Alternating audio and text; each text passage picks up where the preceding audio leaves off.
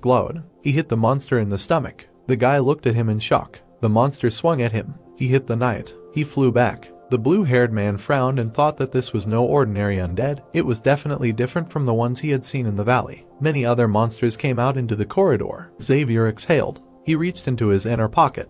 The guy pulled out a knife. He got into a fighting stance and said that he was able to confirm his suspicions about Canavero. Xavier prepared to attack. He frowned. A man came out of the door. He slammed the door. The knight looked at him and thought that it looked like he could have a conversation with him. The monsters rushed to attack him. He swung their swords. The undead continued to run at him. Xavier killed them one after another. With one swing of his sword, he chopped off their limbs. The knight cut the monsters into pieces. He swung his sword to strike and knocked down the door with one blow. The man fell to the ground. Xavier looked at him. The bald man bowed and asked for mercy. He looked up when the knight said he had a question for him. He had broken the man's leg. He screamed. The blue-haired man said that if he delayed answering for even a second, the other leg would suffer the same fate.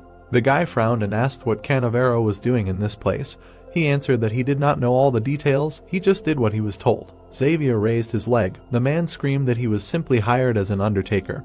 He was only treating the bodies that Mr. Canavero brought here with chemicals, and then he was suddenly ordered to guard this place. Xavier looked at him and asked where the bodies came from. The man turned away and said that it was all a trading post. The bodies of refugees who died of diseases were sent here. The blue-haired man frowned. He remembered Canavero saying he would send the girl's father to the trading post. He would recover quickly with good care. Xavier gritted his teeth and thought he had killed them. He thought all the skulls and stones Master Lloyd had found and all the dead he had killed. The knight looked at the man and asked if it seemed strange that the corpses kept coming. His eyes widened and he said he was just as complicit. And he broke his other leg. Xavier ran out of the basement and thought that very soon they would realize that someone had gotten into their lair.